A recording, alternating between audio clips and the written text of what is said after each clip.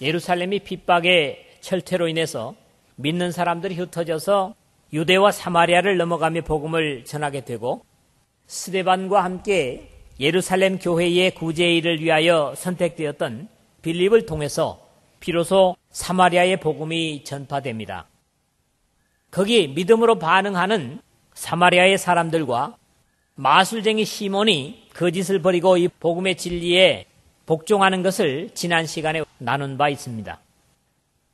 오늘 우리는 평소 유대인들이 적대시하고 편견의 대상으로 여기던 사마리아의 복음이 전파된 것에 대해서 사도의 우두머리격인 베드로와 요한의 방문과 그들을 통해서 사마리아도 구원의 대상이 분명함을 확인하는 역사가 오늘 본문의 중심이 되겠습니다.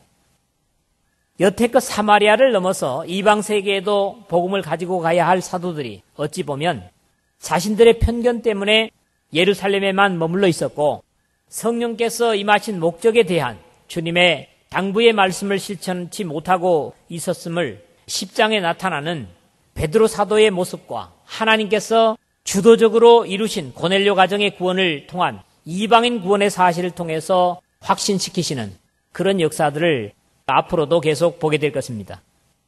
그러나 이러한 주님의 주권적인 역사에도 긍정하지 못하는 사도들의 자세를 이 11장에서 베드로가 고넬료 가정의 구원 사건을 목격한 후에 예루살렘에 올라갔을 때 고넬료의 집에 들어가서 함께 음식을 먹었다는 것 자체로 핀잔을 주고 있는 사도들을 보면 아무래도 이때까지도 유대주의적인 사고에서 벗어나지 못했음을 베드로 사도의 고백을 통해서 읽게 됩니다. 그런즉 하나님이 우리가 주 예수 그리스도를 믿을 때 주신 것과 같은 선물을 저에게도 주었으니 내가 누구간데 하나님을 능히 맡겠느냐. 베드로 사도는 자기가 경험한 사실을 가지고 하나님의 은혜를 과소평가하고 잘못 생각하는 사도들 앞에서 그렇게 증거하는 내용을 사도행전 11장 17절에서 보게 됩니다. 이런 입장에서 사마리아 전도와 복음을 받아들인 것에 대한 예루살렘 교회의 확인 같은 모습을 베드로와 요한의 방문의 목적으로 이해하게 됩니다. 결국 예루살렘에 있는 사도들이 사마리아도 하나님의 말씀을 받았다 함을 듣고 14절 상반절에 그랬잖아요. 사도들을 포함한 예루살렘 교회는 빌립을 통한 사마리아의 복음을 받아들임이 쉽사리 믿기지 않았던 것 같습니다. 물론 예수님 당시에도 갈릴리에서 예루살렘으로 내려오는 길에 주님께서 수가성 우물가에서 사마리아 여자와 대화하신 것조차도 사도들은 이상히 여겼던 부분을 우리는 요한복음 4장에서 확인하게 되죠. 이때 제자들이 돌아와서 예수께서 여자와 말씀하시는 것을 이상히 여겼으나 요한복음 4장 27절에 그렇게 기록을 하고 있습니다. 그럼에도 주님께서는 승천하시기 전에 이스라엘로부터 개처럼 취급을 받는 사마리아도 복음을 통해서 구원받아야 될 대상에 포함되어야 할 것을 제자들에게 말씀하셨습니다. 오직 성령이 너희에게 임하시면 너희가 권능을 받고 예루살렘과 온 유대와 사마리아와 땅끝까지 이르러 내 증인이 되리라 하는 말씀 속에서 이러한 하나님의 의지를 분명히 깨달을 수가 있습니다.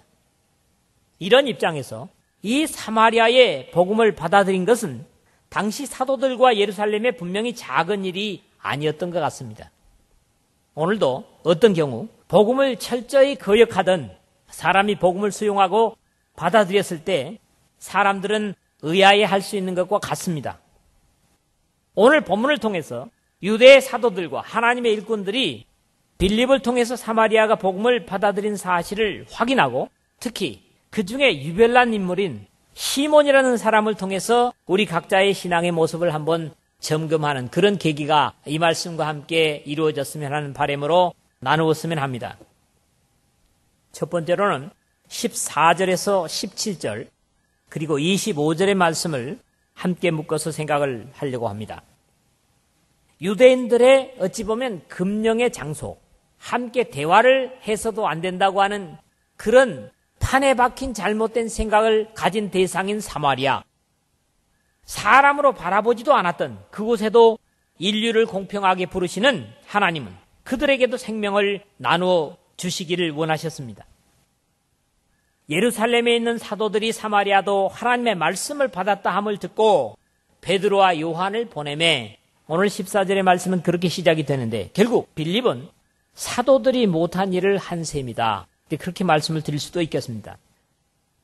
아브라함의 유일한 후손으로 자처하면서 하나님의 능력인 성령이 임하셨음에도 저들의 선민의식은 사라지지 않았고 오히려 강화된 기분마저 듭니다.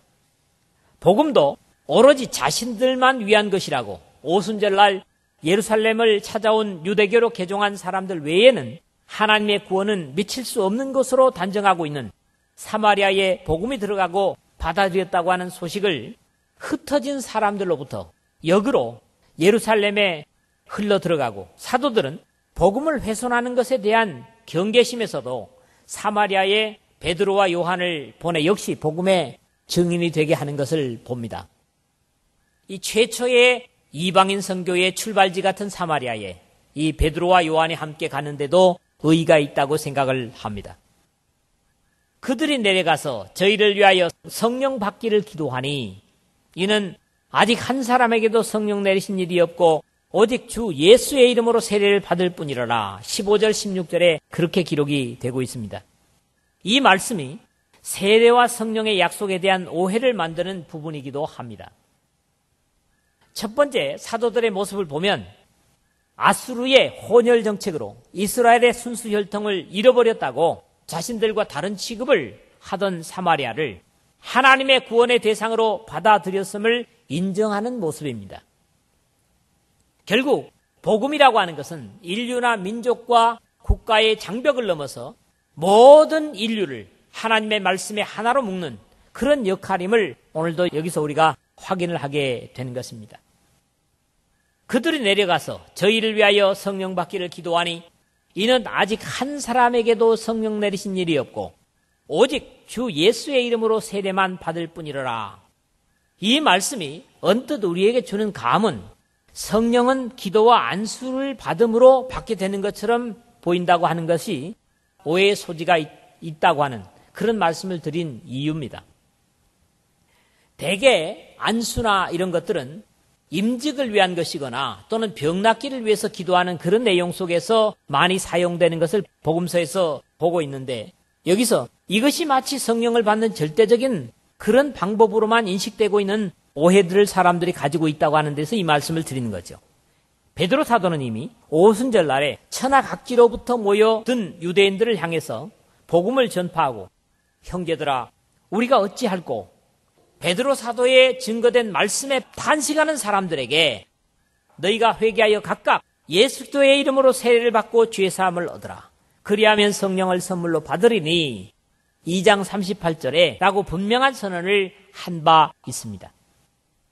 이 약속은 교회 탄생 후 이 역사가 끝날 때까지 믿음의 사람들에게 주신 분명한 약속이고 이 모형은 예수 그리스도의 공생애에 시작 때 받으신 세례가 바로 그 모델이 됩니다. 죄의 사람이 그 죄와 죽음을 향해 가던 길을 돌이켜서 하나님을 향하여 회개하고 십자가의 죽음에 하나가 되는 죄의 몸이 장사되고 물에서 올라옴으로 죄를 씻음 받은 깨끗한 새로운 피조물이 되고 거기에 대한 하나님의 약속의 인침으로 하나님께서 성령을 선물로 주셔서 영원토록 그 거듭난 자와 함께 임마누엘을 살게 하시는 하나님의 약속은 언제 어디서나 다르지 않습니다. 그러나 구약의 하나님 약속이 완성되는 복음의 역사 속에서 때로는 하나님의 사람들을 교훈하고 일깨우시기 위해서 주님은 특별한 경우들을 들어 사도들에게나 이 역사 속에 주시는 것을 봅니다. 그러한 예가 바로 이 사마리아나 고넬료의 가정과 같은 예들입니다. 예루살렘 교회는 사마리아가 하나님 말씀을 받았다는 기별을 들었을 때 다른 사람이 아닌 언제나 주님과 가까이 있었고 함께 행동하던 베드로와 요한을 보내서 그 사실을 확증하기를 원했고 아직 마음적으로는 인정할 수 없었던 사마리아 성에 내려가 성령 받기를 기도했던 것입니다. 특히 이는 아직 한 사람에게도 성령 내리신 일이 없고 라는 표현은 물로 세례를 받으면 성령을 선물로 받는다는 것과 또 언젠가는 성령을 받을 것이라는 것을 전제로 해서 아직이라는 표현이 쓰여지고 있다고 하는 사실입니다. 고넬료의 가정에서는 말씀을 전할 때 먼저 성령께서 그 가정에 내려오시는 것을 보고야 하나님께서 자신들에게 주셨던 동일한 성령을 받음을 보면서 그들을 인정할 수 있었던 것과 같은 맥락에서 이 사마리아 사람들의 성령 받음을 사도들에게 보게 함으로써 사도들은 사마리아 사람들을 하나님께서 받으셨다는 사실을 인정하고 확인하게 되었을 것이기 때문에 이러한 상황을 일반화할 수는 없다고 하는 것입니다.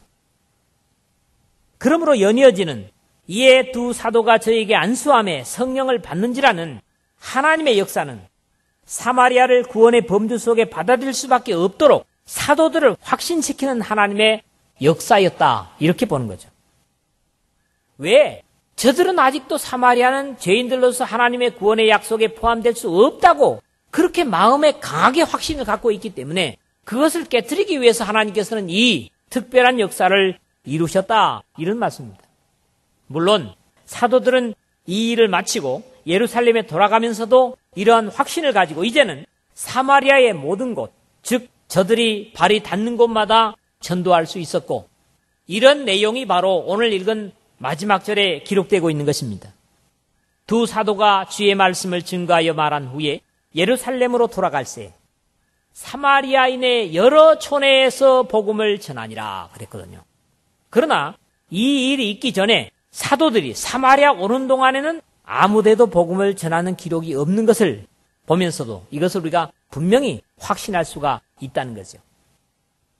어떤 경우 우리가 하나님의 뜻을 잊어버리고 있을 때 주님은 또 다른 방법을 통해서라도 그 약속을 이루시긴 하지만 그렇지 못했던 우리는 주님 앞에 부끄러움을 당할 수밖에 없는 것입니다. 하나님은 모든 인류를 구원으로 받아들이십니다. 거기에는 예외가 없습니다. 누구든지 예수님의 십자가를 통한 구원은 예외가 있을 수 없다고 하는 사실을 우리는 이 사마리아의 구원 역사를 보면서 깨닫게 되시기를 바랍니다. 두 번째 단락으로 생각해 볼 수 있는 것은 18절에서 19절 그리고 24절을 함께 묶어서 생각하겠는데, 그럼에도 불구하고 이 사마리아 성에 진정으로 거듭나지 못한 이름뿐인 문제투성이의 시몬을 볼 수 있다고 하는 것이죠. 마술을 행하던 자칭 크다 일컫는 하나님의 능력이라 칭했던 시몬의 사도들에 대한 반응입니다. 시몬이 사도들의 안수함으로 성령 받는 것을 보고 돈을 들여 가로되 이 권능을 내게도 주어 누구든지 내가 안수하는 사람은 성령을 받게 하여 주소서 하니 18절 19절에 그렇게 기록이 되고 있습니다. 그야말로 전형적으로 세상 원리에 익숙해 있는 티를 벗지 못해서 아직도 그 과거의 원리로 하나님의 은혜를 취급하는 배은망덕을 범하고 있습니다. 마치 과거에 자신이 돈을 들여서 마술을 배워 사람들에게 존경을 받았던 것과 같이 따라다니며 세례를 받고 그리스도인이 되었다고 하면서도 시몬은 성령에 의해 주도되는 것이 아니라 과거의 세상적인 관습의 그대로임을 우리는 보고 있는 것입니다. 아니 어쩌면 사도들의 안수받음으로 자신도 성령의 임재를 경험했을 수도 있었을 것인데 거기에 만족하지 않고 자신이 사도들과 같은 하나님의 능력을 나눠줄 수 있는 권세를 누리며 활동하기를 간청하고 있는 것이죠. 물론 사도들을 통한 불호령을 듣고서야 정신을 차리고 시몬이 대답하여 가로되 나를 위하여 주께 기도하여 말한 것이 하나도 내게 임하지 말게 하소서 하는 탄식을 하게 되지만, 과거의 속임수에 익숙해 있었던 이 사람은 하나님의 선물조차 같은 인간적 가치나 원리에서 돈만 들이면 다 가질 수 있을 것이라는 하나님 앞에서는 참으로 경망스럽기 그지없는 말을 내뱉고 만 것입니다. 우리는 교회 속에서도 돈 있는 사람이 큰 소리 칠 수 있다고 하는 그런 세상적인 생각을 가지고 있는 경우가 이 세상의 교회 속에 들어있는 것 같습니다. 절대로 그렇지 않습니다. 모든 세상의 사람들이 평준화될 수 있는 것, 공평하게 하나님의 자녀가 될 수 있는 것은 바로 예수님의 십자가의 은혜고, 그 은혜 아래서 우리는 세상에서 지위가 높은 사람도 낮은 사람도 귀한 사람도 천한 사람도 가진 사람도 못 가진 사람도 비로소 다 한자리에 앉아서 같은 취급을 받을 수가 있는 것, 이건 바로 복음밖에 없는 것이죠. 하나님께서 주시는 모든 것들은 다 세상이 줄 수 없는 것들이고 세상의 가치와는 바꿀 수 없는 것들임에도 시몬은 아직 이것을 이해하지 못하고 있는 것 같습니다. 이 시몬을 통해서 가질 수밖에 없는 경계는 복음 속의 진정으로 거듭나지 못하면 과거의 문화에 옷만 바꿔 입는 식으로 또 다른 종교로 하나님을 섬기는 것을 잘못 이해하게 된다는 경계를 특히 우리 대한민국 속의 그리스도인들은 인식할 필요가 있다. 그렇게 생각합니다. 어찌 보면 무속적이고 샤머니즘적인 것들이 신앙과 적당히 융합해가지고 마치 믿는 우리 새로운 복음으로 받아들인 이 그리스도인의 진리가 과거에 우리가 살던 것과 다르지 않다고 하는 그런 착각을 하는 경우가 있기 때문에 제가 감히 이런 말씀을 드리는 것입니다. 또 하나 지나칠 수 없는 이 말씀의 교훈은 사도들이 안수하고 기도함으로 사람들이 능력을 힘입을 수 있었지만 사도들로부터 권능을 받은 사람들은 다른 사람에게 사도들과 같은 권능을 주거나 끼치지 못했다는 사실입니다. 그러므로 이러한 성경적 원리를 무시하고 은사를 선전하고 자랑하는 모든 것들은 분명히 건전치 못한 것으로 이해할 필요가 있다. 그런 말씀입니다. 하나님으로부터 오는 모든 것들은 결코 인간의 금전으로 살 수 없는 것들입니다. 그것은 이미 우리를 위하여 십자가에서 피를 흘리신 그 희생의 대가임을 믿고 순종하는 자들에게만 값없이 주신 선물, 즉 은혜일 뿐입니다. 사람들을 영혼으로 인도하는 진정한 가치를 가진 모든 것들은 기록된 바 하나님이 자기를 사랑하는 자들을 위하여 예비하신 모든 것은 눈으로 보지 못하고 귀로도 듣지 못하고 사람의 마음으로도 생각지 못하였다 함과 같으니라. 고린도 전서 2장 9절에서 바울의 고백처럼 인간적인 가치로 살 수도 판단할 수도 없는 그런 것들이 바로 하나님께서 우리들에게 주시는 은혜의 선물들이다. 그런 말씀입니다. 사실 세상에서도 우리에게 절대적으로 필요한 것은 다 값이 없습니다. 마찬가지로 하나님께서 우리에게 거저 주신 구원은 인간의 힘이나 재산이나 권력이나 생명으로 살 수 없는 것이기 때문에 거저 주신 것임을 우리가 알고 확신하고 감사해야 될 것입니다. 바울은 만일 은혜로 된 것이면 행위로 말미암지 않으니 그렇지 않으면 은혜가 은혜되지 못하느니라. 로마서 11장 6절에 그렇게 말씀하고 있습니다. 오늘 내가 남이 갖고 있지 못한 하늘의 귀한 것들을 가지고 있다고 해도 그것은 결코 나의 노력이나 수고를 지불하고 가지게 된 것이 아님을 알아야 합니다. 그래야 은혜가 비로소 은혜가 될 수 있는 것이죠. 이것이 사실 사람들에게는 받아들이기가 너무 어렵습니다. 뭔가 대가를 지불해야 받는 게 있는데 거저 준다고 하니까 이게 믿기지 않는 거죠. 근데 여러분 보십시오. 앞에서 말한 대로 가장 사람에게 귀한 가치가 있는 것들은 다 하나님께서 거저 주시는 것들이에요. 우리가 5분만 마시지 않아도 죽는 산소, 여러분 돈을 얼마나 지불하고 있습니까? 공기는 돈 주고 안 사요. 거저 마시고 있어요. 왜? 인간에게 가장 귀한 것이기 때문이에요. 그래서 귀한 것들, 세상에서 가장 귀한 것들은 다 뭐예요? 공짜예요, 사실. 물이 없으면 사람 죽죠? 그런데 물을 우리가 수도세를 내는 것은 그 물값이 아닙니다. 여기까지 물을 더러운 거 걸러서 여러분의 수도 꼭지에까지 오게 하는 그 값이에요. 그 역시 물이 값이 없다는 걸 알아야 돼요. 이런 원리로 하나님께서 인간에게 주시는 가장 귀한 것들은 다 뭐다? 돈이 없다. 값이 없다.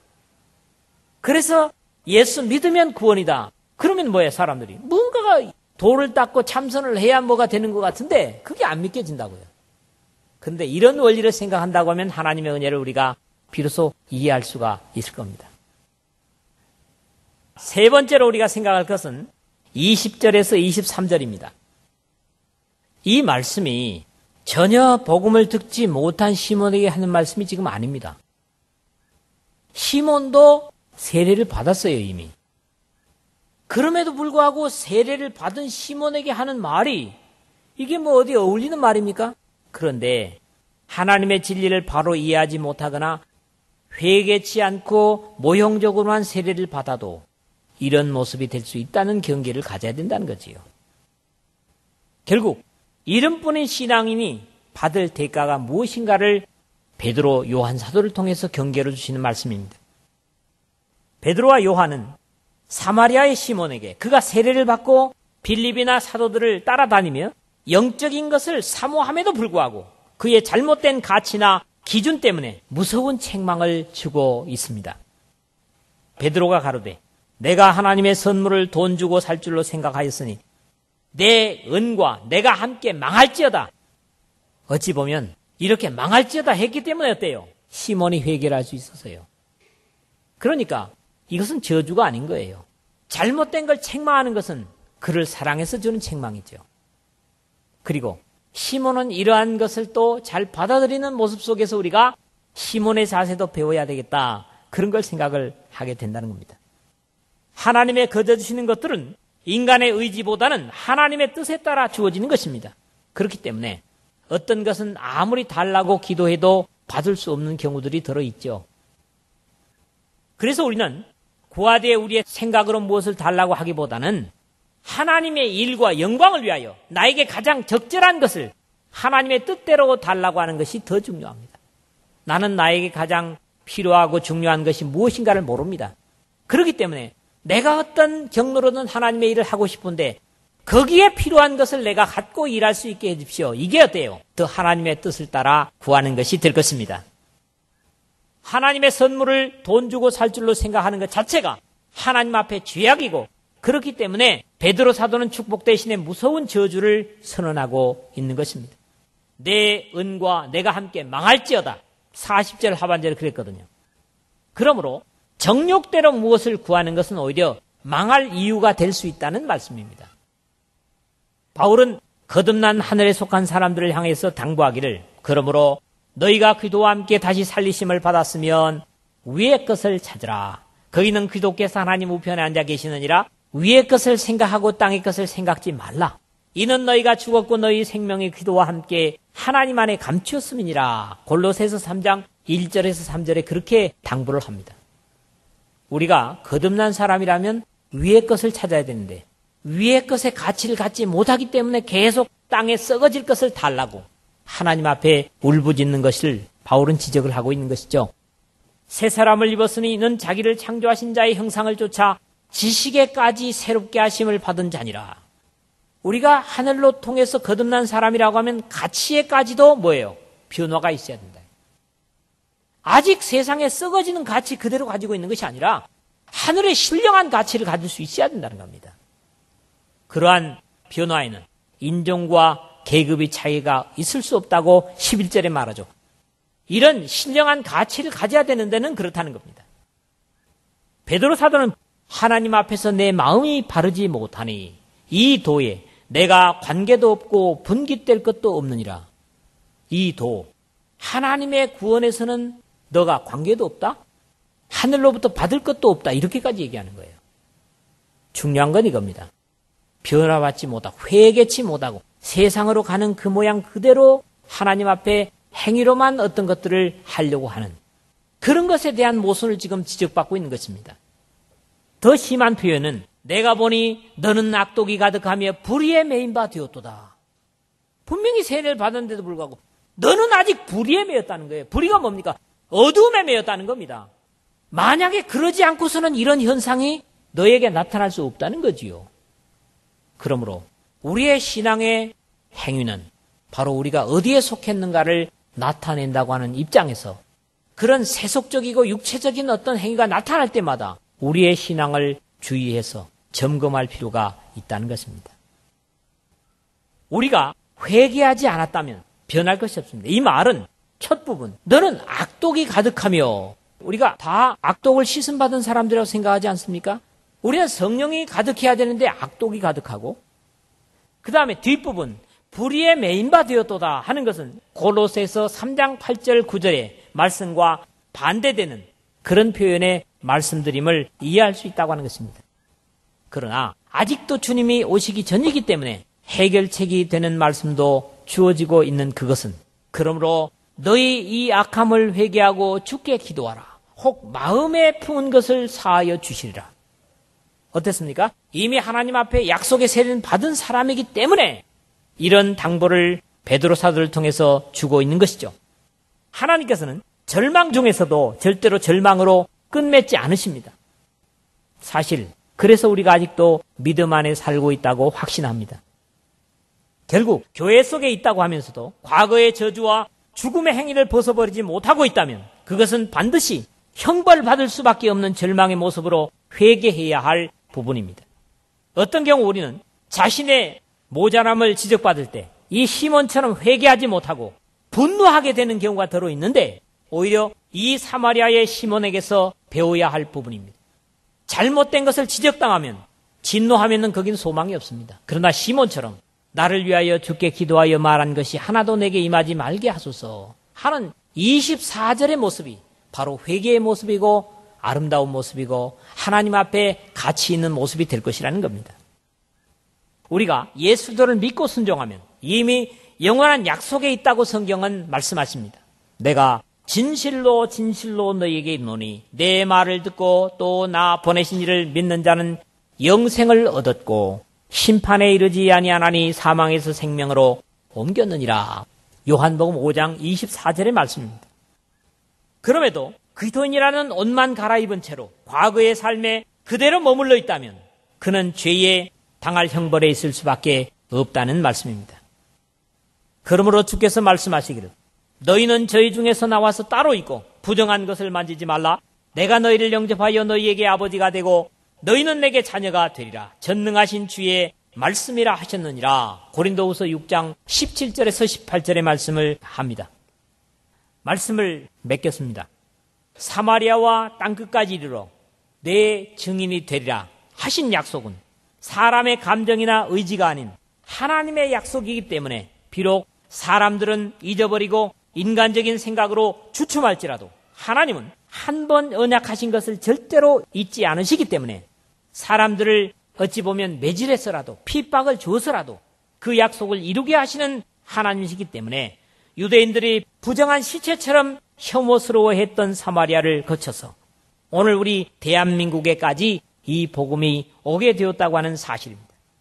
회개가 없이 이름 뿌린 그리스도인들은 결국 신앙조차도 지극히 인간적으로 보이는 것으로만 평가하고 판단해서 세상적인 가치로 하나님의 은혜의 선물조차도 돈으로 사고 팔려고 덤비는 그런 사람들은 세상에서 자신이 무엇이든지 사고 팔 수 있다고 착각하는 돈과 권력과 교만으로 망하고 말 것이라는 거죠.